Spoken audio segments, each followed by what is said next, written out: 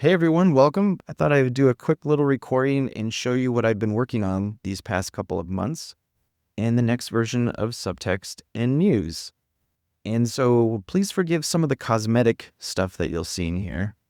And just know that it's a very simple, clear approach towards leveraging all the tooling and all the tuning that has been going on for years and years for Subtxt and through Dramatic Theory to be able to help you with whatever kind of story you're writing. So I thought I'd ask for people to send in their own scripts, like if they had one that they were working on or any kind of draft, because it doesn't matter whether or not it's a novel or any kind of story. It doesn't matter. Nobody took me up on it. So I grabbed one from something that I wrote 15 years ago, maybe 20 years ago, which I completely don't remember, but we'll go over here, and I was completely blown away by what it was able to do. So this is what I wanted to share with everybody. So I said I'd like to write a story, and then so it introduced, it said, welcome to Story Forming HQ Gym. I'm your Dramatica guide. And at any moment you can change your mind or back up. No choice is carved in stone until we both shout story form locked. So what it's going to do is it's going to try and help you work. It's exactly what I would do if I was consulting with you and helping you get to the unique story form of your story. And this is using Dramatic Theory. So if you don't know anything about Dramatic Theory, you might want to look it up a little bit. So the first step is to just identify the 4 through lines, because that gives context to the whole conversation that we'll be going through. And it gives a brief introduction to the 4 through lines, which would be objective story, main character, influence character, and relationship story. And I love this. Before we worry about domains, concerns, or any fancy terminology, let's pinpoint who or what lives in each through line for your tale. So what I need from you now is a short premise or log line, who you think the main character is, who you suspect the influence character might be. If you don't know yet, that's fine. We can circle back. It's always got the entire theory in its mind and all the training that I've done, and then can always come back to it. So you can always back up, go through everything. And just a very simple, very basic interface here just to keep everything nice and clean. So feel free to answer as loosely or precisely as you like. Once we have this, we can start mapping the domains. Okay. So I was just trying to see if it could do the image gen, because that's what I was hooking up into Muse here. And the idea basically is, it was called Wormwood. And it's a thriller ghost story about the Chernobyl nuclear reactor. And I think it was because Wormwood, I think it's in it's some apocalyptic sort of thing. And it's actually, I think the Russian translation of Chernobyl is Wormwood, I believe, is something like that. I forget. It's been a while. Plus, there's been a lot of stuff like this already in the last couple decades. So that didn't work. Can you generate the image for that movie poster? Okay, so then it did that. So then I knew that was working. And then I wanted just to add that tagline, some disasters never stay buried. All right. So you don't see it here, but then what I did is I attached the PDF of the screenplay, which is my draft from like 15 or 20 years ago. And I had a vague remembering of what the story form was, but I wasn't quite sure. So now this is amazing because, one, if you've ever run into any trouble with Subtxt or Muse over the past year and a half, you know that sometimes the context will shut off. Like it'll say, I can't remember all this stuff, or it will fail or whatever sort of thing.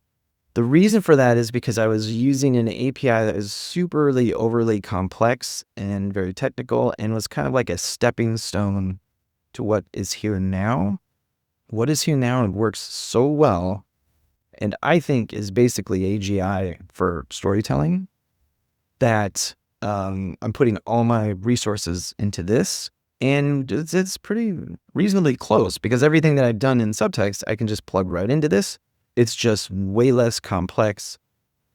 The context windows are huge, and it's amazing. So all I did was upload the PDF of the draft, and then you can see here, and then I just asked, can you read through it and identify the 4 through lines? So look at this.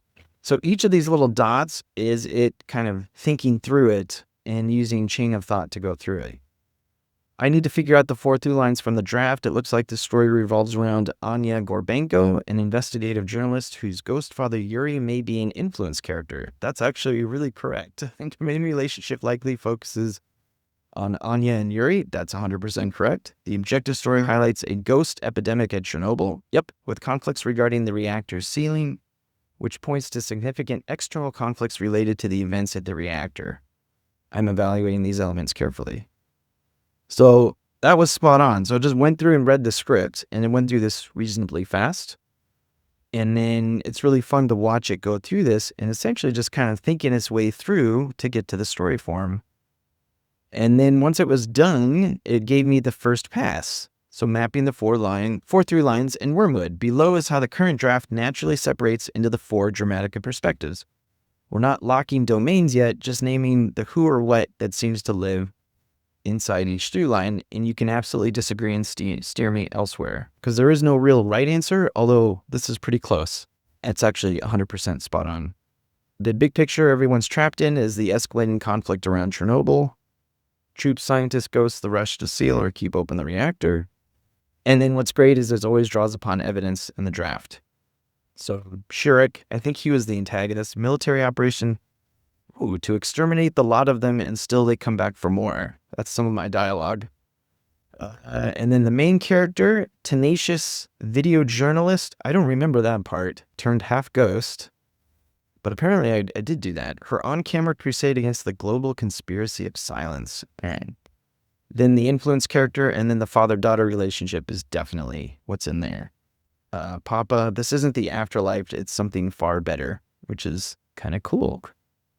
So then goes over why each of these assignments feel right. This is just me uploading and asking what the 4 through lines are. And so the essential part of even using anything like this is to just help you if you feel like your draft is going off in a different direction and you just want some guidance. It's really this. Like I would say past versions of Subtxt were more about teaching you dramatic theory and trying to like bridge the gap between the theory itself and then all this new amazing technology. This is definitely going into the future with it. You'll learn it as you go through it, but much more about, okay, I need help with my script or my latest draft. What can I do to improve it? Or is this working well? And so this is, to me, like super amazingly cool. The next step would be to choose the domain. The idea is once you've found those 4 perspectives of what creates a complete story, then what you do is you identify where the source of conflict is coming in each of the 4 through lines to kind of quadrangulate the entire narrative. So you know what it is that you're writing and see if anything is missing. I said the 4 through lines are definitely right. I do remember that. What would be your guesses to the domains? And I actually did remember, but I thought, well, it's not going to get it right. And so it goes through, I'm considering 2 alternative domain steps for a story involving a father-daughter relationship. In the first step, I connect the outer situation physics so you can see all the thinking that it's going through and then lining up to get to its best guess, subject to your veto, of course. And it was actually spot on. Which it put the objective story in the universe or external framing. So all the conflict is coming from external frame sources of conflict. And the root conflict is a situation. Chernobyl's breach reactor keeps the dead half alive. That is true. Sealing or opening the core will decide the world's fate. That's right.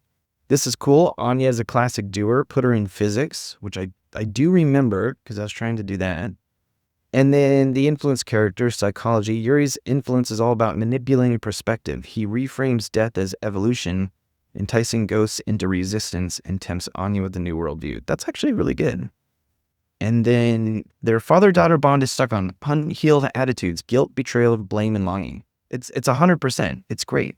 That's what I'm saying. This is like AGI for storytelling. I would say it's a little bit above AGI because one, it did it in like 2 minutes, not even that, super quick, less than a minute.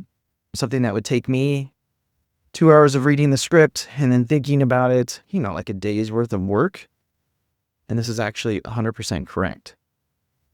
So then what's great is just sanity checking me. Like, does that feel right? Do you see Anya's personal conflict maybe instead of physics and psychology, because it's trying to anchor the objective story in one place, but yet keep those other domains in the right spot, which is part of the rules of dramatic theory, if you know anything about it. So I said, dude, that is 100% correct. I was kind of surprised. What the heck? Great job. Totally OS in the universe, MC in physics. So what does that say about the concern? So the next step down, there's this like process where you get tighter and tighter as you get locked into the actual story form, so that you can kind of really get into what is the essence of the narrative and where it's coming from. So the next step down are the concerns, which kind of tie into the plot. So again, looking through the different sets, and I have it set up, what I've trained in Subtxt is a little bit extra development of dramatic theory, which breaks the 4 sets of concerns into these concern groups of foundational conflict, functional conflict, latent conflict, and then deliberative conflict. So it's essentially just like 4 different groups and where sources of conflict would be coming from. I remember it being in this top one because that was my favorite one back in the day, digging up origins and uncovering what once was. And I almost feel like that's what I intended. So below are 2 slices that seem especially suited to Wormwood with sketches so you can feel the fit. Like this to me is the future of it all. And I'm telling you, like, I have been using Codex for all my development concerns, all my coding concerns, which is a thing from OpenAI. And it's absolutely 100% the future of everything, where you can just go in and say what it is you want, and then the workers do all the different work, and then you come back and look at it. This is the foundational part of getting that in there. What's great about this approach here, instead of having all these buttons and all these drop downs and all this kind of stuff, you actually can see it in the context of your story and have a conversation back and forth and then make the choices here, and everything is getting recorded in the background. The latent group, which I would not have gone with, which is the future attaining, becoming, and subconscious. However, after reading this, I was thinking, actually, that sounds more like what would probably work better than the other. It actually found more the source of conflict that I didn't even intend, which is natural. It's not like you're creating a dramatic story form that everybody can see. You have an intent, and then you go and you write, and as you write, you might end up exploring other different sources of conflict. But I actually found this one to be quite compelling. And this one was also interesting too, but it was a different one. I probably wouldn't pick this one. So again, quick gut check questions, which tension dominates your mental movie? What will happen if we don't act? Or look how fast things are unraveling. That one actually sealed the latent one for me. And then this one too, for Anya, does success feel like getting or losing something tangible, or keeping the plates spinning through the action? So I put, this is crazy. For some reason, I thought it was foundational in the past, but I liked the reading of latent. So let's lock that in. Any thoughts as the main character resolve and the influence character resolve? So then it went through and locked in those concerns, and then went and looked at Anya and Yuri and tried to figure out what the resolve was. I do not remember it at all. That's one thing I did not remember about this story. And so it went through, read the script, and then checked out some sources and found her resolve to be maintained, which in the past for older dramatic theory was steadfast, which is the idea that she has a certain approach towards resolving conflict, especially in her personal life, and she maintains that. By the end of it, if you compare the beginning to the end, you can see the difference. From first frame to last bullet, Anya never wavers from expose the danger and protect the living. That's actually, I think, a spoiler. Even bleeding out, yes, she gloats that the whole world just heard the truth, which is really freaking cool. And then now the more I think about it, it's like, yeah, definitely, that's right. I do remember he was the changed character, or he relinquished his previous way of resolving conflict. So Yuri begins as the evangelist for leaving the core exposed, a chance to live forever, but late in the story, he rejects that belief, deciding to open the door and face the consequences despite Pavel's threats. People don't change. Because Anya remains firm, the influence character must supply the pivot, exactly what we see when Yuri abandons his earlier gospel, which is very, very funny. So then it cross-checks it with the rules, makes sure everything fits in the same place. And then finally we're getting really, really close to the end of what the story form is. But again, just wants to check with me and make sure that's what it feels like. And if I didn't like this, I can go back. I was just analyzing something that I'd written before, plus I'm really just testing out this new system. So I said, I don't remember, but the way you read it sounds just right. The question now then is, what is the focus and direction? How does that relate back to Yuri and Anya? Can you identify their pivotal elements in the story? So obviously I know a lot about Dramatica theory because she is the character who maintains their perspective. The focus in the narrative will be on the focus and direction, or the symptom and response, like all the work that needs to be done in the story. In Subtxt, that is referred to as the pivotal elements in the story. I thought this was going to break and not work, but it dug into Anya's characteristics, and I'll probably print this out so everybody can see it. I need to clarify the pivotal elements of the characters. Anya embodies the pursuit element as she fights the real truth, while Yuri appears to embody the oppose element by resisting her efforts. That's really cool because those are actually probably pretty close to objective story. He initially views eternal life as advantageous and tries to deter her from shutting down the reactor, casting him as temptation. So it went through, and these are all work within what a story form would be. Like if the goal is somewhere in future, then these have to be the elements. It's not grabbing some other random elements. So the hinge elements that plug the characters directly into the objective story goal of the future, which is what it would be about. It's like the future, like is the world going to survive if they keep it open? Is conscience versus temptation, which I know for a fact I didn't mean to do, but opens up something else, which is super interesting, which I'll get to in a second. But yeah, conscience, she's driven by the unshakable moral duty to warn the living and protect future generations. We can't let the people of this area end up like me. We have to show everyone what is really going on. So these are quotes from it, which is amazing. As long as the reactor remains exposed, a chance to live forever. So that's his temptation. So this is battle between temptation and conscience. How it plays out in the story. Like, this is amazing because I didn't mean to, but if I think about it, it's like, oh, okay, yeah, that is what actually really happened. So this is the other part. Oh, did it crash? Completed. So this is cosmetic stuff. So again, this is more Dramatica theory inside baseball. But what does conscience and temptation pair up with in the future? I wanted to see what the problem and solution were of the objective story, because that's what will tie back into Yuri's change, like his, relinquishing. Was he giving up by the end of the story? It's not conscience and temptation. It's going to be the opposite pair. It went through, looked at the model, found the other two, which are faith and disbelief, and then gave me this really great little visual, like here's future. And inside future, you have an issue of openness, which is what the objective story would be about. And inside that issue of openness, you have faith, disbelief, conscience, and temptation. That's the companion pair. So faith and disbelief will surface as the cast and world either believe the warnings or refuse to accept them. What that does is it means like either disbelief or faith are going to be, one of them is going to be the problem and one's going to be the solution. And the reason why I'm laughing is because I had written another screenplay before this one, where I know for a fact faith was the objective story problem. It's just something I'm interested in when people believe a certain thing, and that causes all kinds of conflict. I wonder if I ended up doing that in this as well, because authors tend to focus in on the same problem and solution. Like Christopher Nolan, almost everything is about self-aware versus aware, every story, even Oppenheimer. I wonder if I did that subconsciously. That's what I'm saying, like AGI, and this is freaking me out.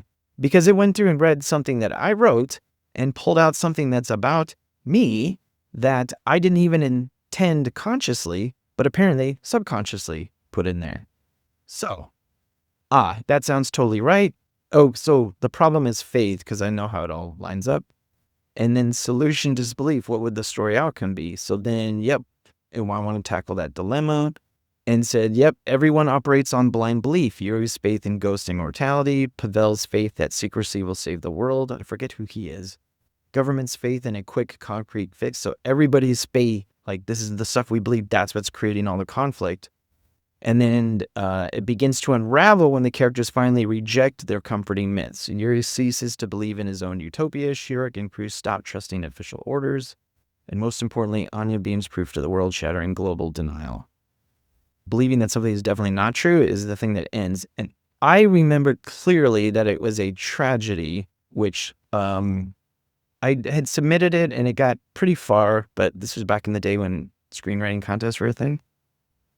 But it was a tragedy, so I know for a fact that it was failure bad, but maybe I changed it or whatever.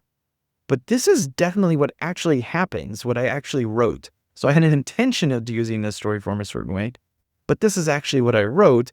And if I were to go back into it, I would really want to go over this and make sure that that is what is coming through. A success secured humanity's future by exposing the reactor's true danger before it's entombed forever. That's actually a reading of what the story goal of future is. That is 100% correct. And that's all just this AI and all the training and all the stuff that's running in the background. So from an objective perspective, the effort succeeds, the lie is broken, humanity regains agency over the future. And then just wrapped up all the different elements. There's a couple more that are left.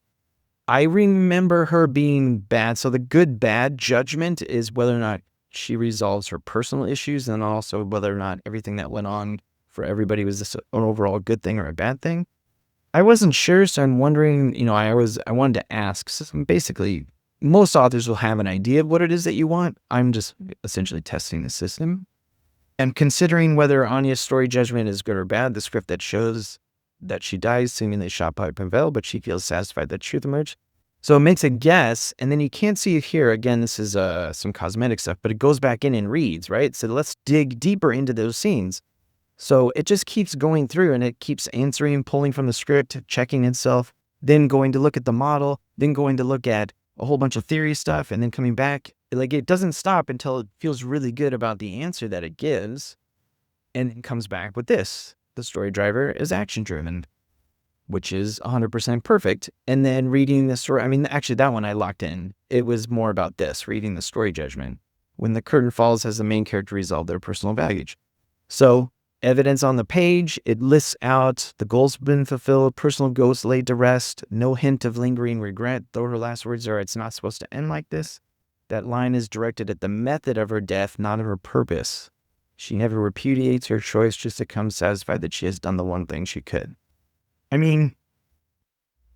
So I apparently wrote this, and maybe if I went back into it and I looked at the words that I wrote, it would be really interesting to see, actually, if I kind of turned or leaned more heavily into this, maybe if the story would have resonated a little bit more strongly because the structure itself would have had more integrity, and then it would have been received so much better.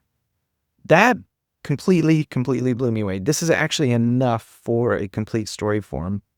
Like Muse does now, I could say this away as a story form, and then we could work on it, and it would always hold this in context.